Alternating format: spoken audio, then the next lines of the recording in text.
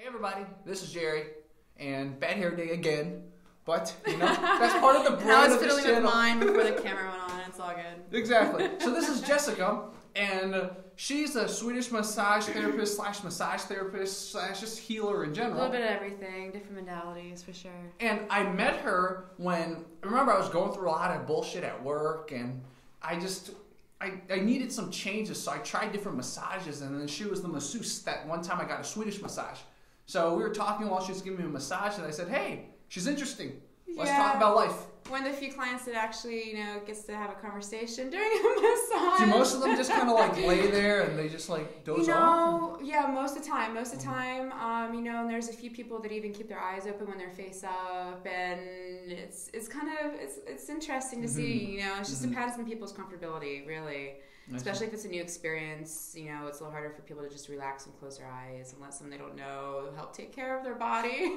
Yeah. That even sometimes their personal partners don't touch that much of their body, So it's a mindset. Yeah, I think what really helped the time when I got the Swedish massage was that it was very dark, and there was Zen music. Yeah, so I think that really helped. Try to create an atmosphere where you can relax. Exactly. Because part of it is too for the massage therapist is that as relaxed as the body can possibly be, especially when people are coming in, most of the time they're in pain. It helps because the nervous system can relax as much as possible, and it actually lets the massage therapist go do deeper work and help release more in the muscles. So yeah, the environment helps a lot. Exactly. So tell me about your story. How did you get into massage? How did you decide on, okay, this is what I'm going to do? I got into it after I quit an office job of 2 years. Very stressful. I worked in telemarketing. It was for an environmental thing, so it wasn't terrible. I actually had a good feeling about calling people and hopefully hooking them up with solar panels for their homes. So yeah, it felt a little better than insurance or something like that. Telemarketing, sales is sales, and I got into training with that. I worked in that for 2 years, and I finally quit that. Quit my job, left my apartment, moved into an artist house. I'm also an artist. I'm a visual artist, and I was a photographer for many years, a photojournalist. So I really want to get back in touch literally with the community.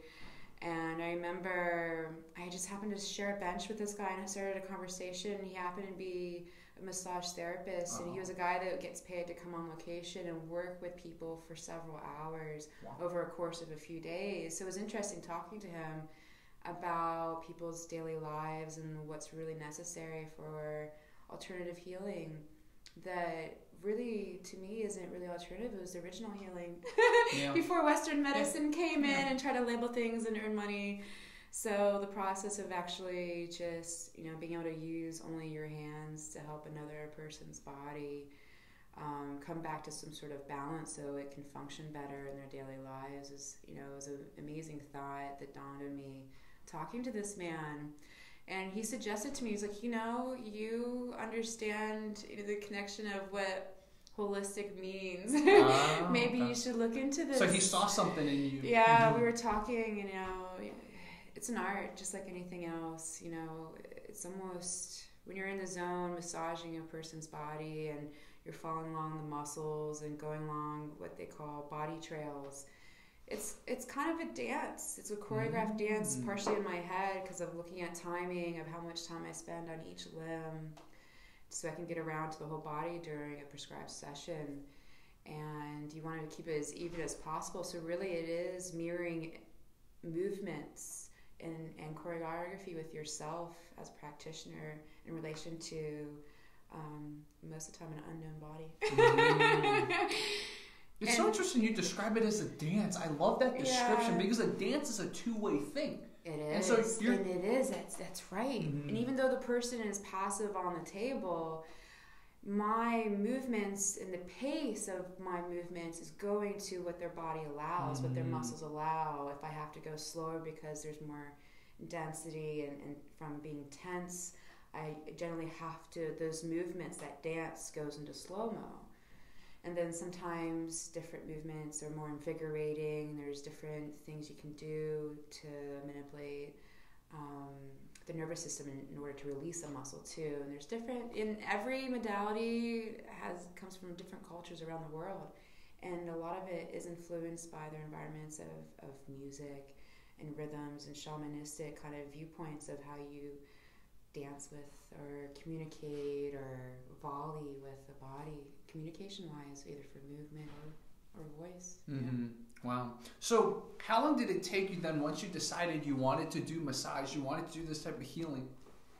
How long did it take? They're like school, etc. Okay, training. so most school is set up basically like a technical school. If you go to a school that's just for massage therapy, there's some schools, state schools and public schools that have massage courses that you can go through that route as well, just depending on the environment that you're used to and that you would like to learn through.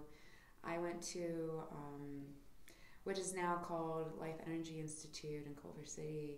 Oh, pretty close. Yeah, very close. So with them, they have a nice background of being able to include alternative healing practices and have state-of-the-art professors that are well-rounded and very much in the culture around the world with healing practices of different kinds, not your traditional. See the mix of words, because a lot of the Swedish massage and Thai massage, and they have their cultural beginnings. They're very traditional in their own ways of practice and how they approach the body. Yeah.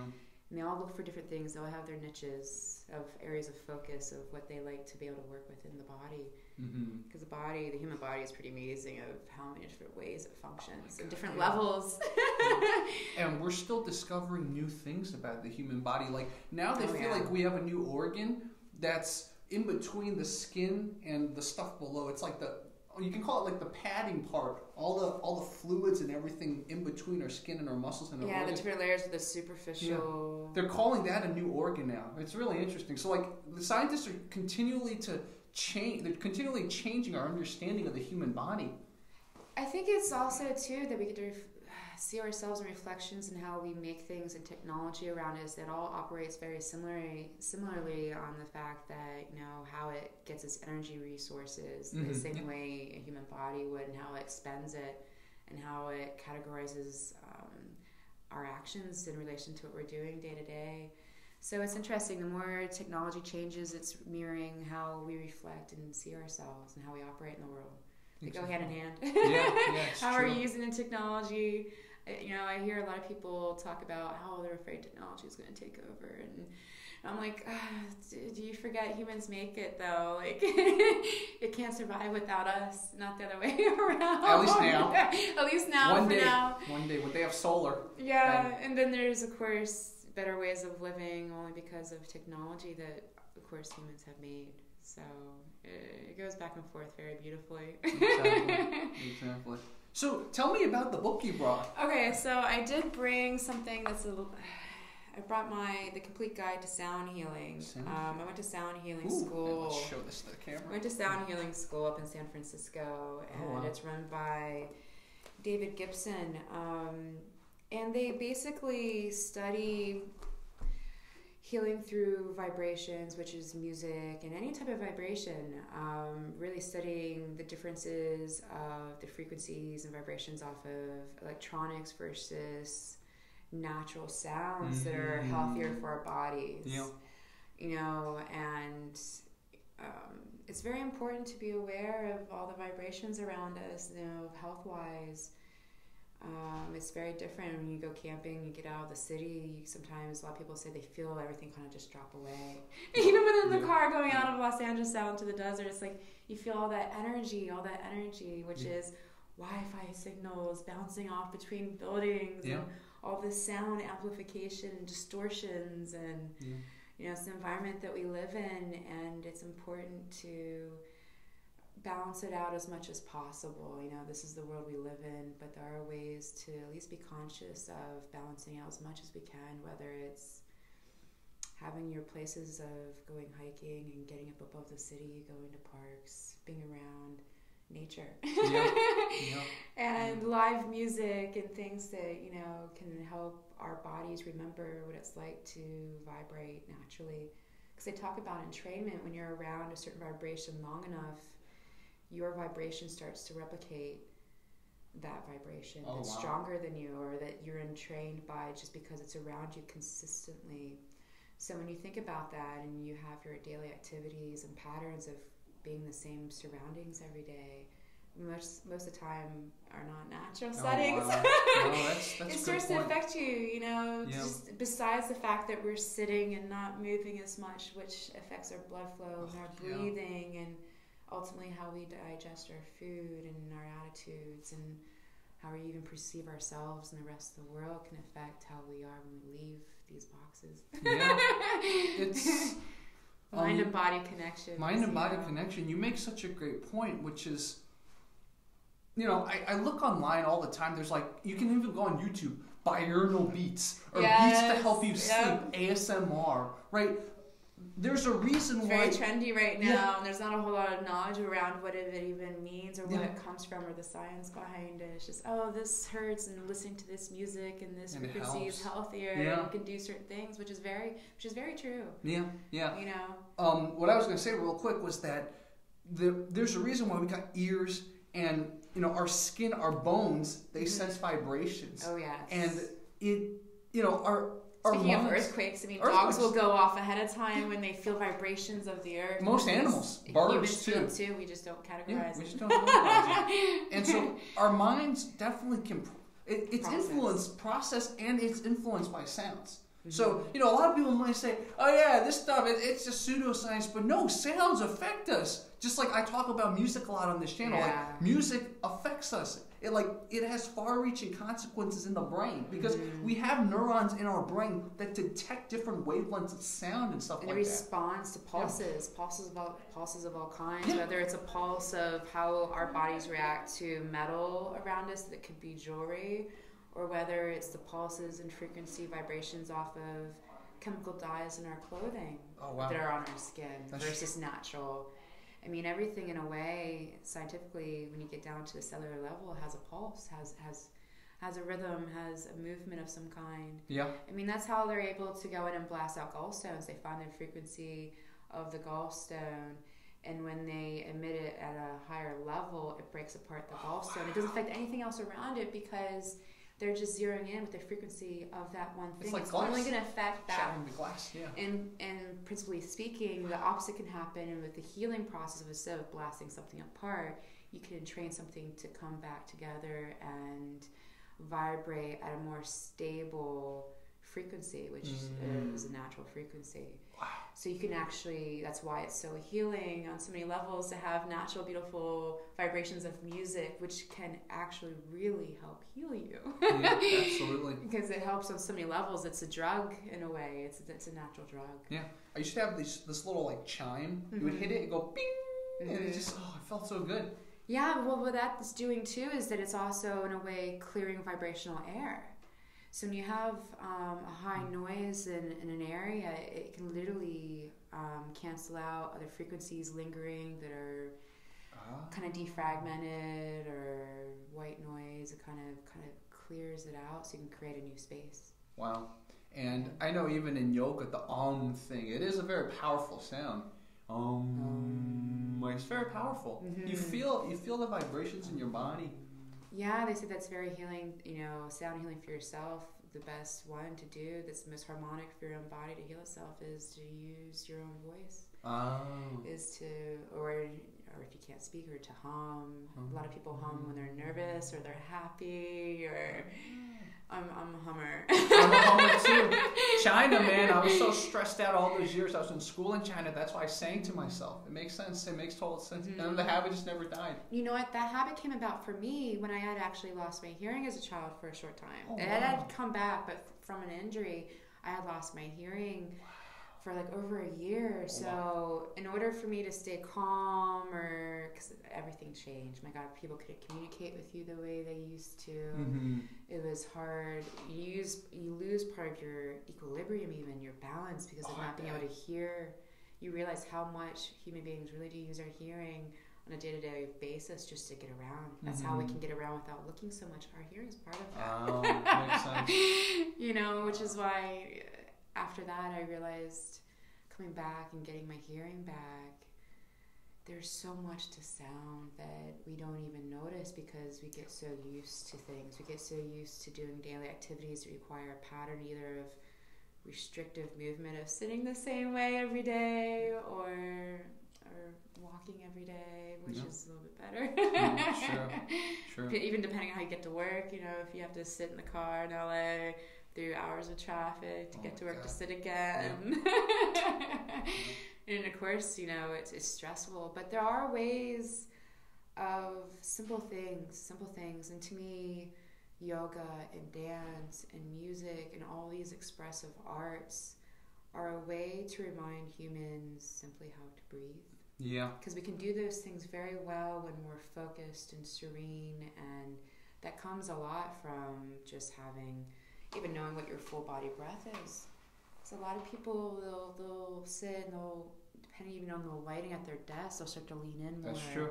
Or if their computer is not the level it needs to be for their own natural height, and that varies from person to person. I'm tall, so it's one spectrum or another. It can go both ways. And a lot of people never learn to breathe correctly either. I knew some people, they were athletes too, but like I saw them breathing like this. They weren't doing chest, a lot of chest breathing. Yeah, and I have a friend who's a dancer. She's a dance teacher, and she teaches ballroom, and like they always have to have their stomach sucked in, but so they become chest breathers. Oh man, yeah. And full body breath to get enough, you know, just the right amount of oxygen for your body. You have to have at least full body breath, which is actually filling your stomach, letting your stomach go, not holding it in. And so many people, when I coach people this, I literally have to start coaching people just to push their stomach out because they're so used to holding it in. Yeah, absolutely. Either because of stress or looks walking around trying to hold in their gut. It restricts your breathing. Breathe, let it go. Yeah. The thing is, too, is like when you have full body breath, it will actually flatten your stomach because you're exercising. Yeah, those muscles. Yeah, you're exercising those muscles, so don't worry about it. Or at least let it go for a month and you'll see the benefits. You'll let it go more. Exactly. And I know for me, one thing that's helped me learn to breathe diaphragmatically is sometimes I actually meditate and I lie down. That way, it forces your stomach to rise because you can't really chest breathe when you're lying down. So like I recommend, has to go out. Yeah, exactly. So lie on the ground, on your back, and just breathe out and let your stomach naturally just go out. And you'll learn how to diaphragmatically breathe because even if it feels unnatural at first, eventually you'll feel more calm when you breathe diaphragmatically, in my experience. Oh yeah, that's, to me, is your body's pendulum, and of course your breathing should match your movements. And that's the thing with athletes is, you know, they pay attention to their breath, but they can get in patterns of not being able to switch out of that breathing pattern when they're just walking around daily lives, and that's when they start having trouble. Is that the body needs to be able to adjust. And that's where the mindfulness comes in of, okay, at first, you know, being able to adjust your breathing. And even in arguments with people, if someone's getting out of breath, they're getting angry, they're usually taking shallower breaths. And that can make subconsciously someone angrier because their body is freaking out, they're not getting breath. So you can actually induce someone to take a breath or to calm down just by audibly breathing out loud. And subconsciously, oftentimes than not, they'll pick it up and you'll watch someone else take a breath because you took an audible loud breath. Reminding someone to breathe can actually calm somebody else to your level. Instead of having to get caught up in it, you can actually anchor in. That's great advice. Next time, just like breathe. If someone's angry, just breathe and show that you're breathing. Just like sometimes if you show that you're nodding, they'll agree with you, right? So there's some sort of response. There's some sort of communication because everything to me really is a call response, whether it's music with Drummer's World or talking from person to person. You know, silence is a language too, but as long as we have a tendency to go still or to hold our breath, same as animals. When they're taking in a situation, they'll hold their breath so they become unnoticeable and just take in. So, but we're humans in a fine environment where we can respond more casually, and it comes from people not breathing normally before they even enter into conversations. A lot of holdings in their body, whether it's emotional or stress, and half the time they don't even realize. So they come on my table and they realize they're sore everywhere. The mind will do that; it'll shut off so it can function. in an environment. Like if something their body's complaining over and over because of the way they're sitting, they know they have to be at work for 5 more hours. They'll eventually shut it out, and they don't notice until they go to stand up. Yeah. Like, oh crap.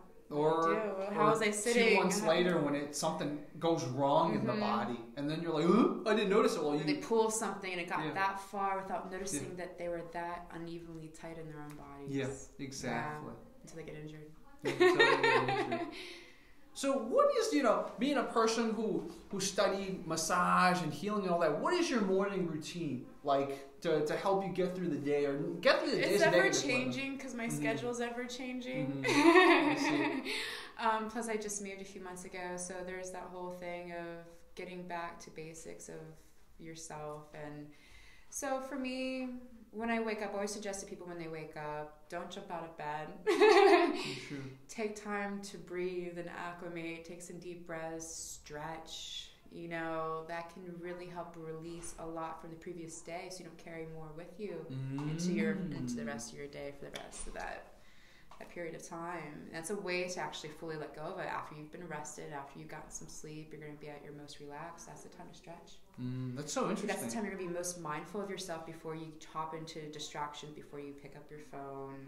Please, before you pick up your phone, because we often hop out of things we want to take time for ourselves to do when we see things happening already on the phone. Yeah. For me, when I wake up, I check my YouTube comments immediately. Yes, so that's at least that's very positive. And that's like I'm building, I'm moving forward. But I like your idea of when I wake up, the first thing I do is take 10 deep breaths. That's very mindful. I never thought about that. So you're at 10. So I study numerology too, and how many breaths are good for yourself is good for you. So maybe 5.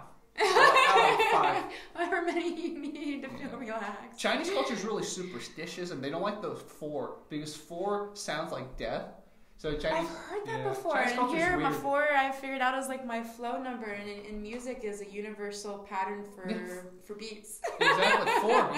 You can have 4 chord progressions, but in China, it's like just a different tone, and it sounds like death. And then they don't like 3 that much because 3 is an incomplete. They work in 5s a lot. Yeah. Chinese culture is weird. It's just different. Yeah. 6 is a lucky number for some reason. It's the number of love. Oh, really? Yes. What? 6 is the number of love. Okay. Yeah. Well, maybe that's why. 5's about change. 5's about change, and 5's about being able to go from group to group, bring what you know, learn something new, move from it to a different group, and reapply it again. So that's about 5. That's about being able to change. So which makes sense because then you're learning about yourself versus many other groups. You learn to love yourself, which brings you to number 6. And then once you master that, then you can travel with that. And 7's the number of travel. It's like 5 on a worldly scale. Interesting. And then 8 Chinese people like because it rhymes with get rich. So really? Chinese being prosperous, sure. Because then once you master 7, then turn 8 on its side. It's infinity. Learning to master that up to that over and over. Being able to do that process over and over. Yeah, which is a whole nother practice. Being able to repeat something you've learned well.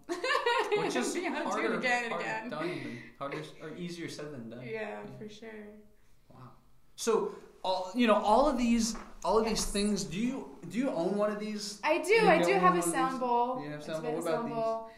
Tingshaws. I do not own a tingshaw, but that is very similar to what you're talking about earlier, being able to clear air. Yeah, exactly. And being able to do that. See, in sound healing, if, say, someone's coming to me for a session, instead of getting massage, they can remain fully clothed. Even some massage work I do is all kind of superficial, top of clothes, especially in public with sports therapy, just more about joint mobilization and being able to even feel what's going on with the body. But when someone's laying down for a sound healing treatment, or they can be standing, you can use the tingshaws and ding it and resonate that to help clear energy around the body.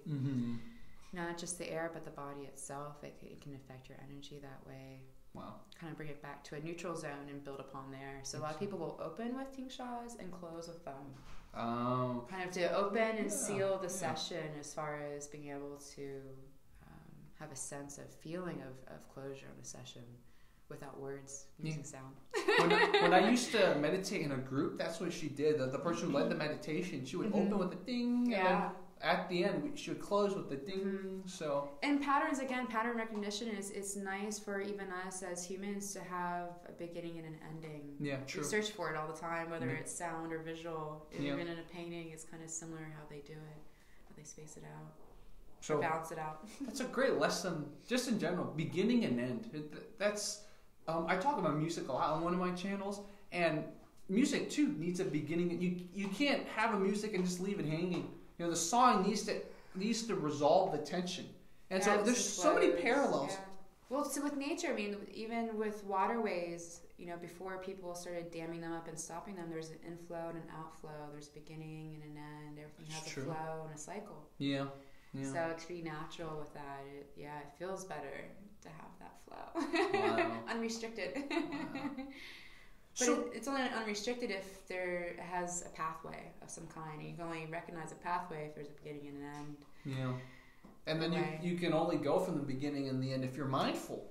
Or else you'll never see the pathway.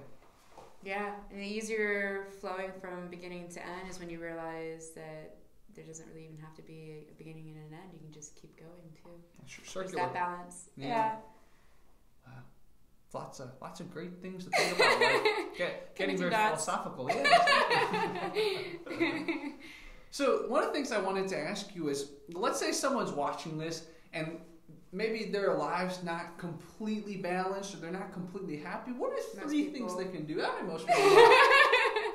Even the most balanced Zen people probably have their own life challenges. That's part of Buddhism. Is like you got all these wines. And it shouldn't be stressful trying to stay in line and keep a regimen. Yeah. Not even a regimen. I don't like to think of it as a regimen. It's just being mindful consistently. Like I personally give out prescriptions of stretches to my clients afterwards as much as possible. That's what I try to leave them with. Oh, I like that. And so for yourself, it's a good way to do that as well. I stretch as much as possible. Whether I'm standing in line, whether I'm sitting, I'll stretch. You do stretch. I stretch everything. Just like life and water flow or music, tension in our own bodies has to have a place to go. Yeah, true. And a lot of people get tension from the neck down to the shoulders and through the arms. So if you're tense up here, you can... If this is too tense to start with, you can start at the opposite end and have a place for the tension to start to release in the body because it's all connected. It's all, yeah. If you think of it as a house or architecture and support systems and, you know, the bones as the frame, the muscles as the levees and the pulley systems of how we operate, you know, it's best keeping the original support system balanced. Yeah. That way the pulley systems don't have to work as hard. But yeah, since it's all all connected in a continual system, you can stretch anywhere and it'll start to help another part of your body. I see. So stretch. Please stretch and breathe while you stretch. Yeah, breathe. Yeah, you release even more if you have that full body breath going on during your stretches, and breathing with your stretches helps release the tension instead of keeping it in. That's true. It's like especially when people are, and not to overstretch too. The ideal principle is to go to edge of discomfort, slightly off, and to be able to hold that with deep breaths. If you can hold that with a deep breath, you're in a good position to not hurt yourself or stretch too far. Because what can happen is that if people push too far, they're exercising too much or stretching too much, doing anything in extreme can cause the body lockup. Oh. So it comes self-defeating. When you try too hard. And then you end up injured. Which means you just have to be mindful of it continuously and stretch as much as possible when you think of it. When you feel it. When you feel your body starting to get tight, and that's the connection between mind and body you want to start to make of really being conscious, the meaning of being conscious. I know it's a trendy word now on posters for music festivals, but you know, being conscious is also, you know, a daily way of life. It's the idea that you're walking consciously of yourself. You will start to take notice if you're walking unbalanced. That's true. You know, you'll start to notice, do I have the drops today? Am I bumping into things? You know, something's out of whack, whether it's imbalance of not having enough sleep, not breathing properly. But no matter what, you know, you can do things for yourself. Taking full breaths, give yourself as much oxygen as possible, especially if you are tired and you are going to have shallow breaths anyway. True. Drink plenty of water. so your body can at least flush out what it can when you are moving. Sure. Going back to the mindfulness, one thing that I noticed when I really am mindful is that I start noticing the facial muscles. A lot of people, they maybe they have like some kind of facial expression because they're stressed out and they don't even realize it. Yes, they start furrowing the eyebrows. Furrowing the brows or doing something with their face and they don't even realize it. Sometimes I have to catch myself. Massage move to relax the tension in the forehead. Like that. Yes. And a lot of people get tension right here. You can kind of pull up. So when we're working on someone's head's in front of me and the feet are that way, so we're pulling up this way, release all the tension. Good. Yeah, I mean, you can help get rid of headaches this way. It's one of the ways. If it's a stress tension headache that's superficial with the muscles in the face, we do this a lot. You can hold these, and it's too much tension, it's too much strain. It will start to affect everything else without even realizing. We have a Chinese exercise that every kid learns, which it makes sense. We use these, which actually I find the way you did it with your fingers are actually more effective. But you would go like this, and I would never understand why, because I felt like there's a lot of pressure points here, and I would like, why don't you rub them? Here. But it makes sense. This is more for the muscle. If you're going like this. Like, this finally justifies what I did so many years in China. And people have sinus issues too. They'll start to wrinkle up. They'll spread down into here, and that's why we also come down and massage off of here to help move out all the sinus tension. You see, a lot of the stuff that the communist public school taught had some validity. They just never explained to us what. We can credit the Chinese and the Mongolian cultures for acupressure and acupuncture and working with the grid lines in the body system, the energetic grid lines of acupressure points of where we can help release our tension in our bodies. I mean, Mongolian warriors would do what they call chuaka, which is basically self-meditation with breath work, going in and finding parts of their body where they're sore, going in slowly and holding in spots in their body to help release tension in their muscles so that they could go into war the next day and fight like they had no injuries. Wow. Or at least they had injuries, but at least they were able to help the muscles around so they could still perform, so they could still fight, they could still move, they could still breathe. And if you can take fuller breaths, they can help release a lot of not just anxiety, but anxiety attached to the pain, and actually help release the pain as well if you can release the emotions attached to it. I see. So a lot of that trickled down and went back and forth with the wars too. They ended up, part of the thing with wars is they end up trading cultures' ways of healing afterwards. Absolutely. And Reiki comes from Japan, and it came after a scenario where there was great devastation. All people could do is come out and literally lay their hands on people to comfort and to help heal, because there was no other resources. I see. And now Reiki is even more popular here in the United States than it is in Japan. Wow. So all these ancient cultures, shamanistic ways of being able to read and stay in tune with the body are starting to come back with the mass communication, partly through media, connecting the world again. The byproduct of that is also very positive in the fact that we can share useful knowledge. Yeah, exactly. Not just, celebrity hoopla. Exactly. We get to say that because we're in LA. Yeah. I remember back in the day when I was looking online. This is high school, so before even fiber optic cables. But I was looking at guides to how to live healthier. And I remember I've only learned how to sit and meditate, but then I realized, just from an online resource, you can stand and meditate, you can walk and meditate, you can do all this, you can That's fly the and idea, meditate. the whole idea of going and practicing these things with groups of people and going to your weekly yoga and going to your weekly meditation things is not so that you just have one place to go to meditate. Yeah. That's where you go to learn how to meditate. Yeah. So you can carry that with you outside of that. Because I know a lot of people that get really stressed out if they don't go to their yoga. If they don't go to their gym, it becomes another regiment. Yeah, exactly. It becomes another thing on their schedule. Another thing they have to do for themselves. Yeah, exactly. It's like, do everything at will. Do everything That's when a you great can. lesson. Do everything at will. Well, in the moment, presently in the moment. Don't turn healing and like meditation or consciousness into another thing that burdens you. I had a friend that happened to him. It's like, oh my god, I have to organize my group. It's like you defeated the purpose of it. Think of it as collaborating with yourself. Yeah. You know, when I'm collaborating, either making music with people or collaborating on a painting with another artist, we have totally different styles. Mm-hmm. It's not, you have to have this open mind of letting something just be and have a space to be itself. And I think we shortchange ourselves a lot when we literally restrict ourselves to only being able to meditate at certain times, when it's just a practice. It's a practice. Just like practicing to be an artist, practicing better communication skills, practicing daily for whatever to make ourselves better. Whatever it is we're doing is a constant. Should be a constant, I think. Not overly so. There's happy mediums and balances with everything, you know. Exactly. So, you know, you mentioned the visual arts, so you also paint and do photography too. Yes, and they all feed into each other and how I'm able to look at a human being too, because I'm realizing that when I was a photojournalist on the road for 6 years, that was a lot of environmental issues I would photograph, whether it was detrimental or positive things people are doing in the community for alternative sources for energy versus companies dumping things. So I had a nice variety of things I had to cover and get involved in and be surrounded by for long periods of time.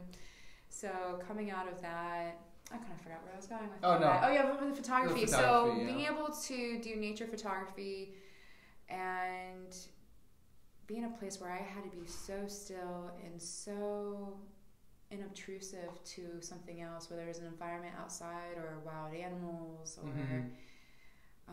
being able to capture that.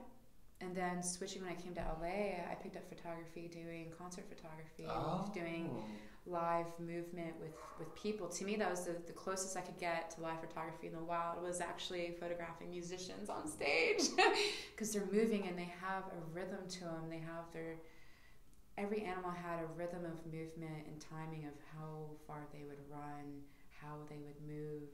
And I started to realize that I could watch a human being on stage for about 5 seconds in a song and see their patterns of movement with their instrument. Wow. And then be able to see which ones show the most energy, you know, still-wise, to capture that. And the crossovers were so similar.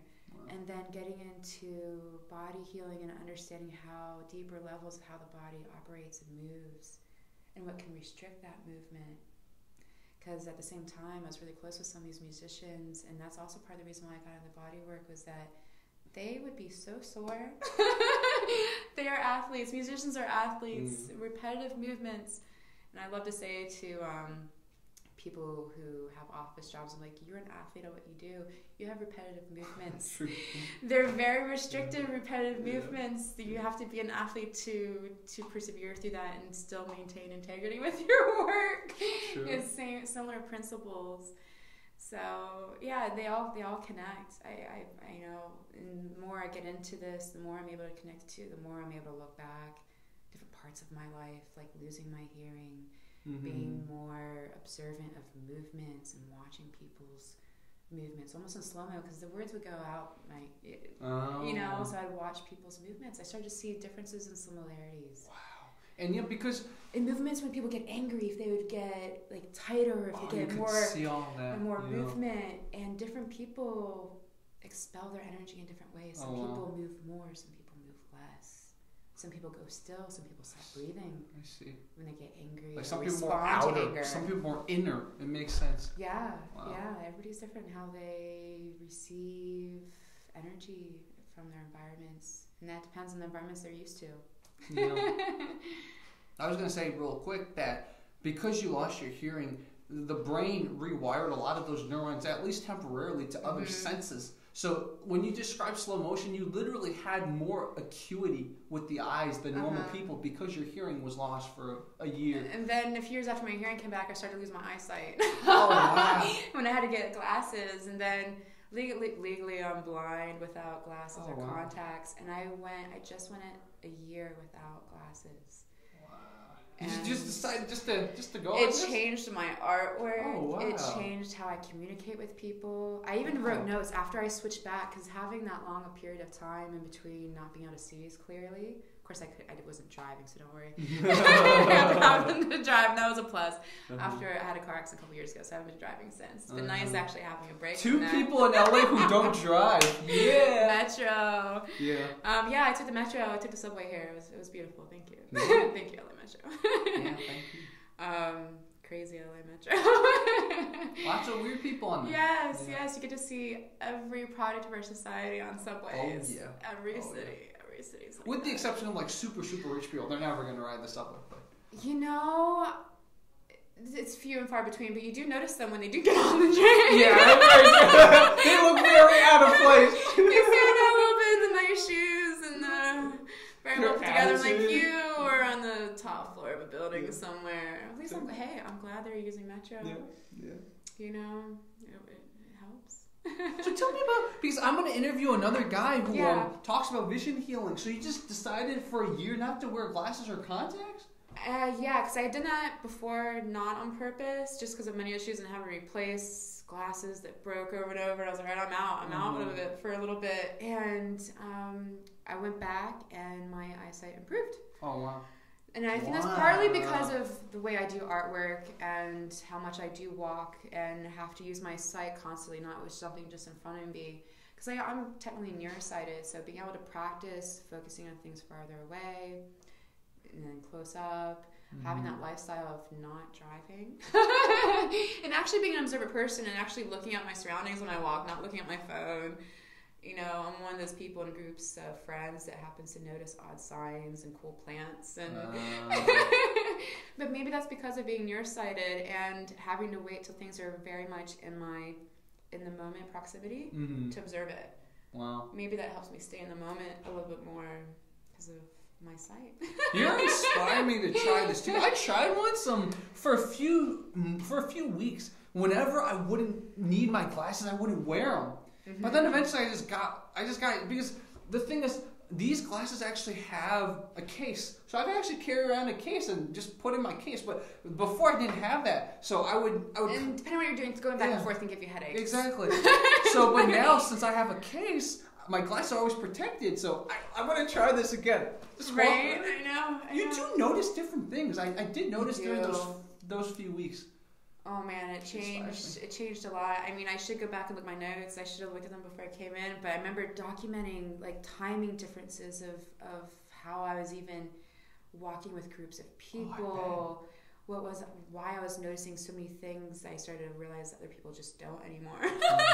It was like a year was enough to transition back into feeling normal again.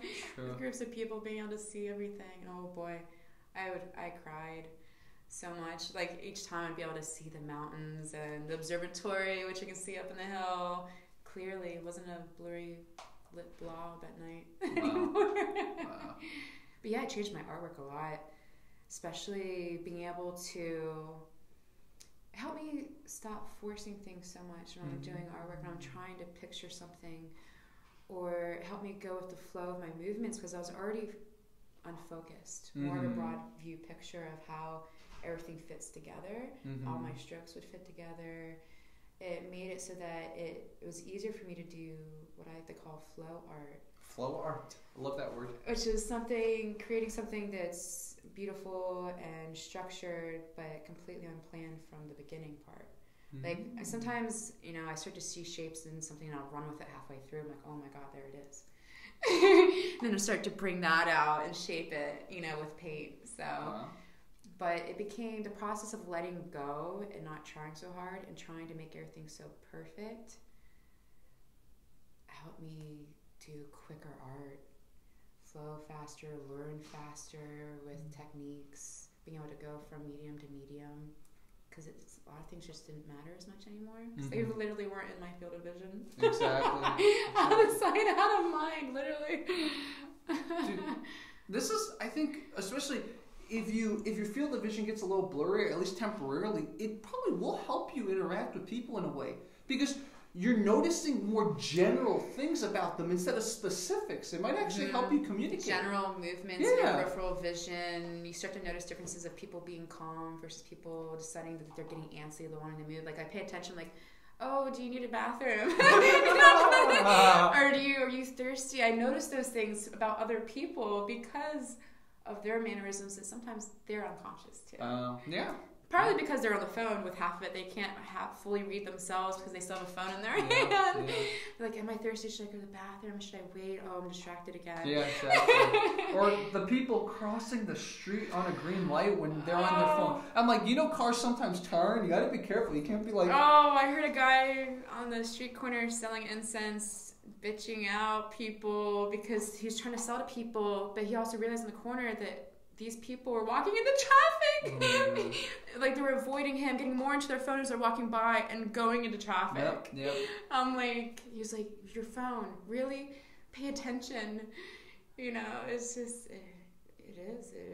What you pay attention to consciously, whether, you gotta pay attention to see if that actually feeds you back. Yeah. A lot of people pay attention to things that don't really help sustain well living. Yeah. Like healthy living, like health-wise. Not monetary necessarily, but health. And I was thinking about that. It's interesting you brought that up on the subway, seeing all different types of people. I'm like, most societies are viewed in echelons of money and monetary systems of class. True. Where are the studies of happiness spectrum? Yeah. I was thinking in LA, my God, like, it doesn't matter how much or how little money you have. There's going to be a little bit of everybody in each part of the happiness spectrum. Very true. Depending on how you gauge a society energy-wise. And that's more energy-wise versus tangible, like monetary things that don't really...